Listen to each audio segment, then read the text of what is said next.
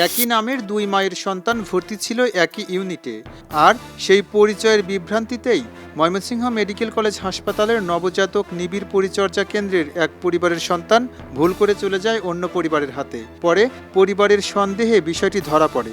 রাতেই শিশুটিকে ফিরিয়ে এনে মঙ্গলবার সকালে দুই পরিবারকে তাদের নিজ নিজ সন্তান বুঝিয়ে দিয়েছে হাসপাতাল কর্তৃপক্ষ। ঘটনাটি ঘটে সোমবার। সরিষাবাড়ির জগন্নাথবাড়ি এলাকার মাসুদ ইসলাম ও নাদিয়া দম্পতির কন্যা শিশু জামালপুরের একটি বেসরকারি হাসপাতালে জন্মের পর শারীরিক জটিলতায় শনিবার ময়মনসিংহ মেডিকেল কলেজের এনআইসিইউতে ভর্তি করা হয়। একই সময়ে গৌরীপুরের পোম্পাইল গ্রামের আবু রায়হান ও নাদিয়া দম্পতির কন্যা শিশুকেও ঈশ্বরগঞ্জ উপজেলা স্বাস্থ্য কমপ্লেক্স থেকে শারীরিক জটিলতার কারণে ওই ইউনিটে ভর্তি করা হয়।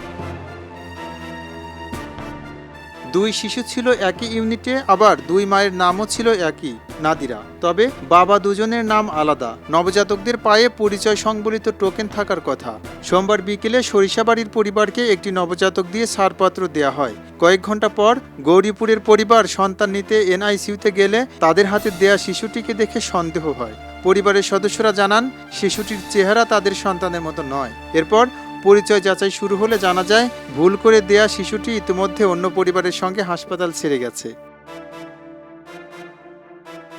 পরে হাসপাতাল কর্তৃপক্ষ সরিষাবাড়ির পরিবারের সঙ্গে যোগাযোগ করে। রাতের দিকে হাসপাতালের লোকজন শিশুটিকে নিয়ে ময়মনসিংহ ফেরেন। রাত ৩টার দিকে শিশুটিকে হাসপাতালে আনা হয়। পরিচয় নিশ্চিত হওয়ার পর মঙ্গলবার সকালে দুই পরিবারকে তাদের নিজ নিজ সন্তান বুঝিয়ে দেওয়া হয়। সরিষাবাড়ির শিশুটির বাবা মাসুদ ইসলাম জানান, হাসপাতাল থেকে সন্তান নেয়ার সময় তারা কোনো সন্দেহ করেননি। পরে রাতে হাসপাতালের লোকজন এসে শিশুটিকে নিয়ে যায়। ময়মনসিংহ মেডিকেল কলেজ হাসপাতাল কর্তৃপক্ষ জানায়, দুই নবজাতকের মায়ের নাম একই হওয়ায় হস্তান্তরের সময় বিভ্রান্তি তৈরি হয়েছিল। বিষয়টি জানার পর রাতেই ভুল করে দেয়া শিশুটিকে ফিরে আনা হয়।